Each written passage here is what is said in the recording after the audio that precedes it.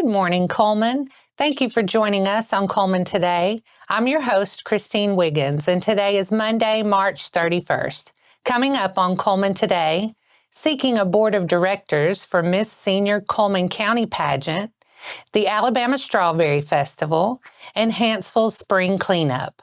All of this plus sports, weather, and more. Now let's take a closer look at the top stories happening in Cullman today.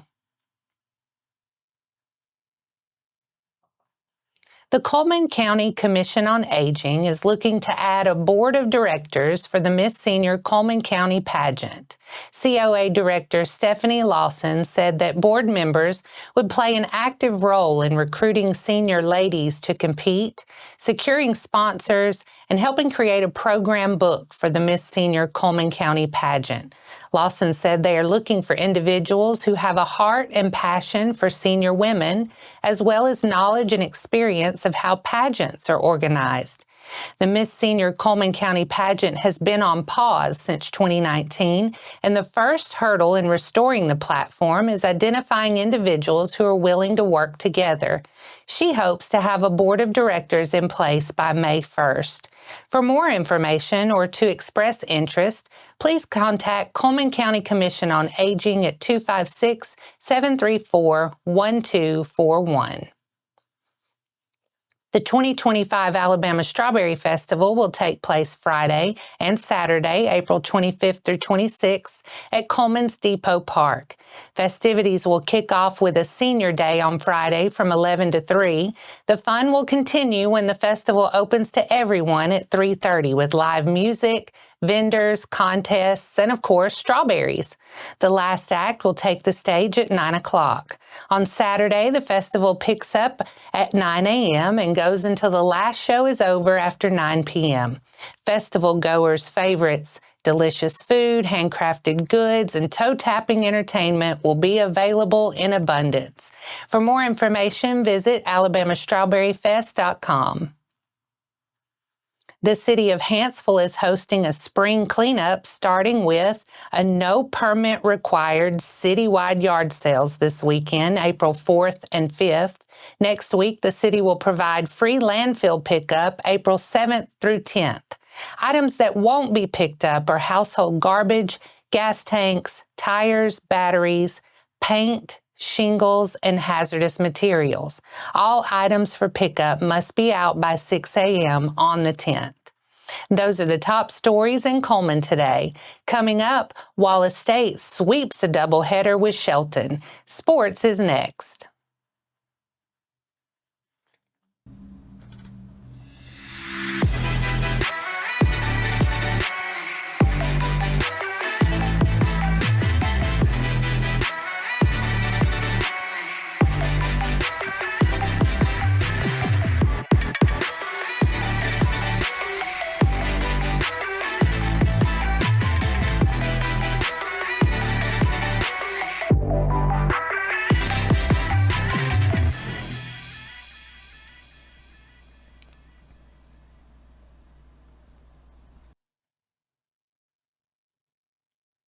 Welcome back.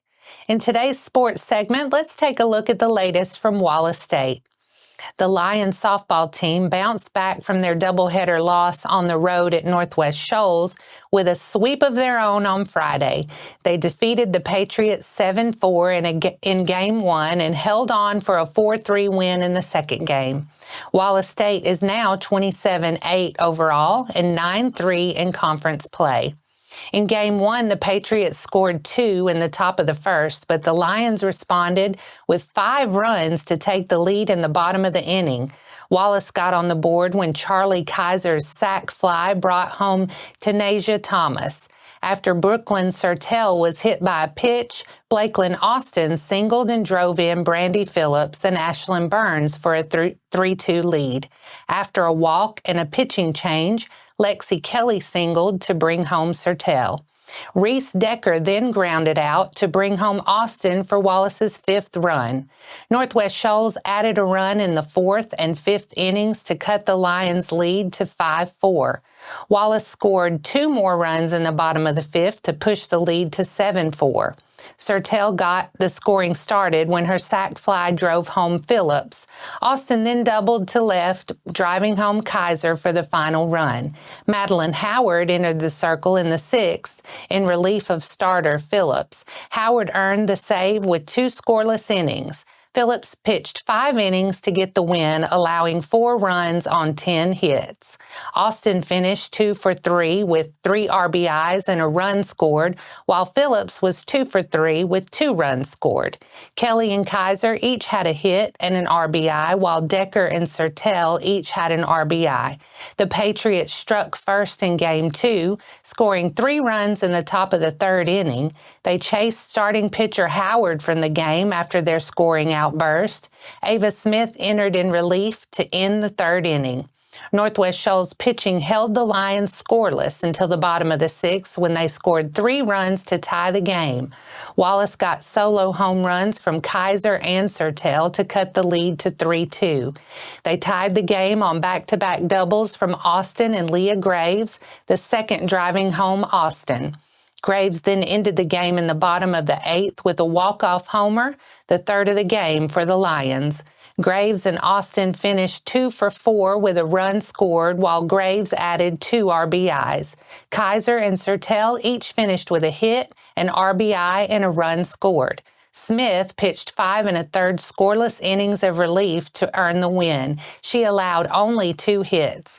The Lions will open a 4-game conference series with Shelton State on Thursday.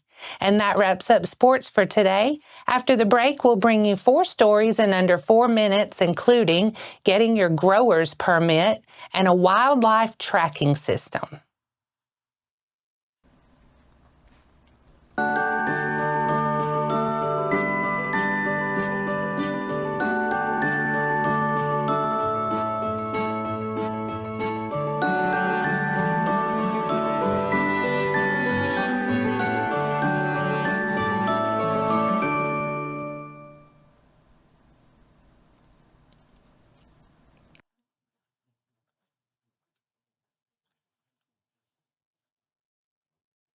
Welcome back.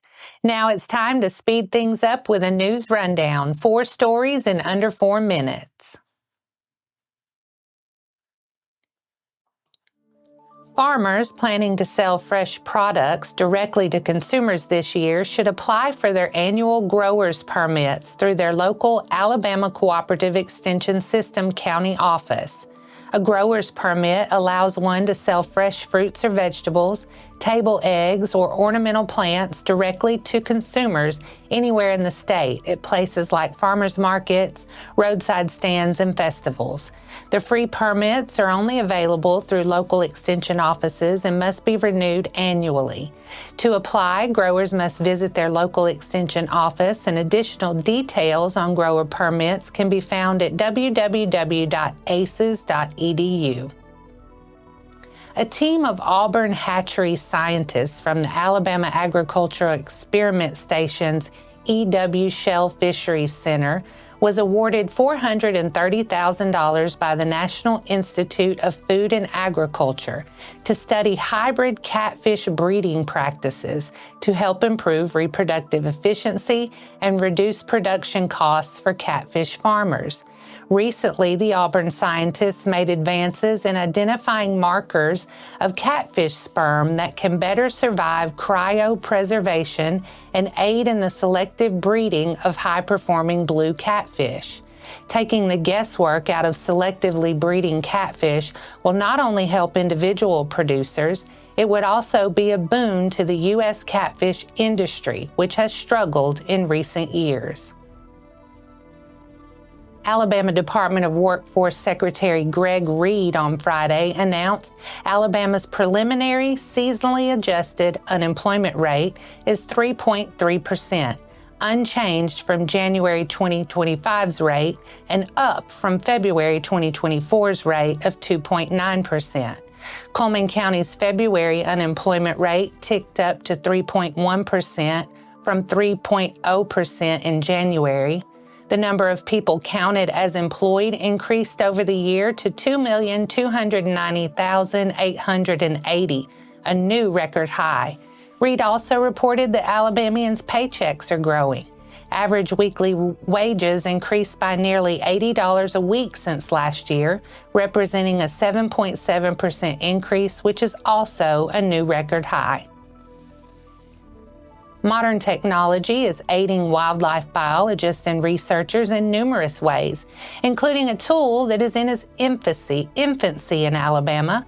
The MODIS Wildlife Tracking System program erects tracking stations throughout the Americas, Canada, Europe, and Australia to detect wildlife movements.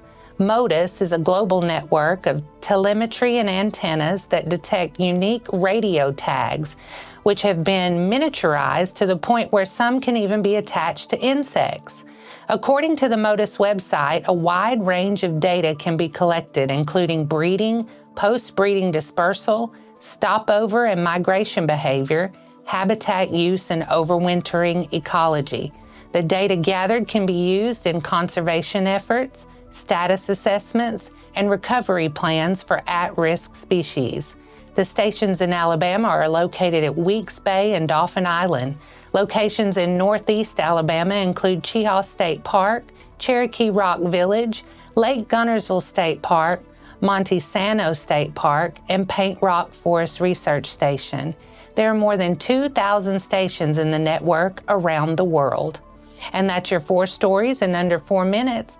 Now for a quick break before we look at the weather ahead and pay our respects with obituaries. I'll be right back after this quick message. Almonds in full bloom in the newest edition of Community Matters from the Cullman Tribune. Discover fresh dining spots, celebrate community connections, and meet local heroes making a real difference. From stunning sights to courtside lights, there's something for everyone to enjoy.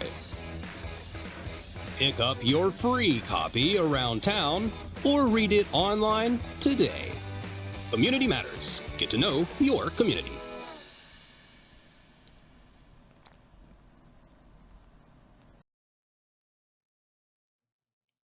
Let's take a moment to pause and remember those who have lost their lives this week as we turn to obituaries.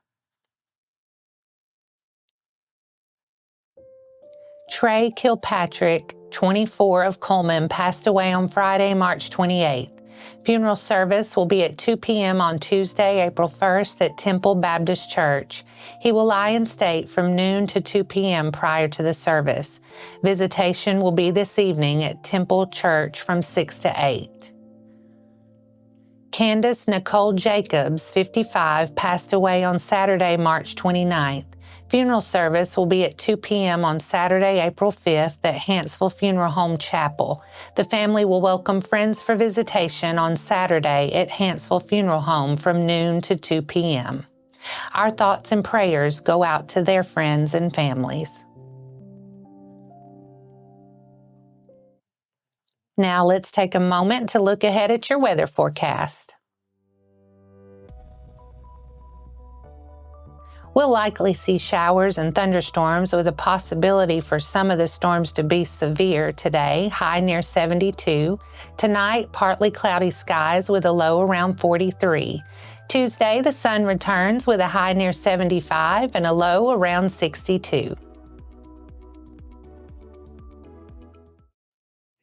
And that wraps up today's edition of Cullman Today. Thank you for sharing your morning with us. And remember to stay connected by following us on social media and visiting CullmanTribune.com for the latest from our community. We'll see you bright and early tomorrow morning at 6:30 a.m. I'm Christine Wiggins with Cullman Today. Have a wonderful day, Cullman.